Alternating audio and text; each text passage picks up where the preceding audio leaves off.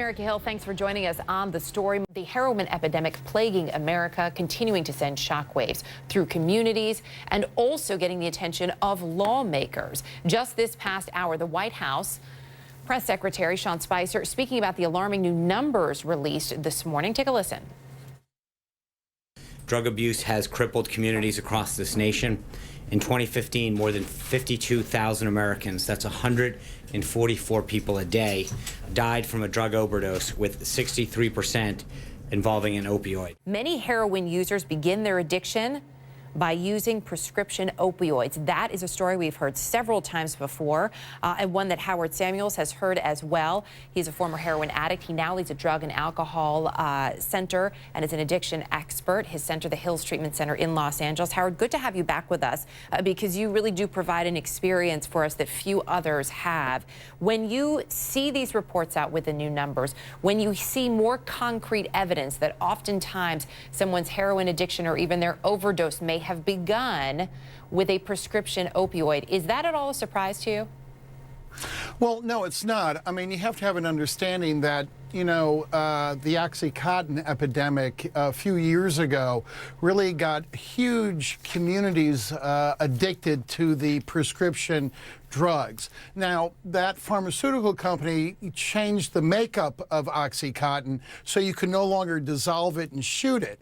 And then OxyContin and a lot of the other opiate prescriptions became so expensive to buy on the street, and heroin at the same time has become so plentiful, and it's become the cheaper alternative. So that's why the heroin epidemic is spreading more and more out from the cities into the rural and the suburban areas. And we are seeing an increase, especially among, as we're seeing in these different studies, white users, those in rural areas, as you point out. We've seen a number of lawmakers trying to take up the charge here, Claire McCaskill among them. The president also making a push now and bringing New Jersey Governor Chris Christie to help him in that effort to address the heroin epidemic. They sat down earlier today listening to some folks and their stories. Let's take a listen to some of what those people had to say.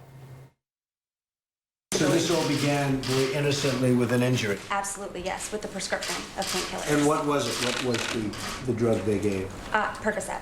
Yes. And then from Percocet it went to Oxy. And then from Oxy it went to heroin. Howard, that is one story. There are so many that are similar to that. What is the answer in terms of getting a hold on this epidemic in the country? Well, I mean, it's a very complicated issue. I mean, when I was shooting heroin in the late 60s, 70s, and I finally got sober in '84, heroin was very plentiful in the cities.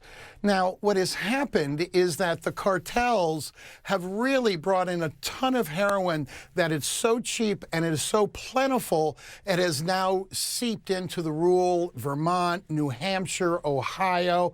I mean, it's insane out there. And then when you take the use of fentanyl, which has now been cut into heroin, and fentanyl is the strongest opiate known to mankind, that's where you're getting the heroin overdoses. So I think there has to be community, family, you know, what the president did today by putting a spotlight on the issue.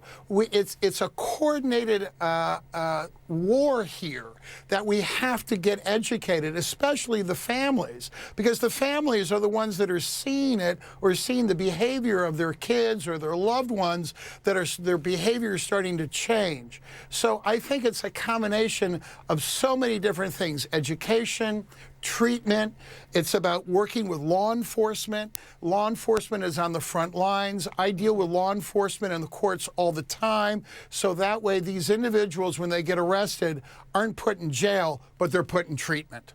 And law enforcement, as we've heard in a number of communities, also feeling overwhelmed and asking for more tools and more resources to deal with the uptick in overdoses and what they are seeing. Howard Samuels, always appreciate your insight on this. Thank you. You're welcome, Erica.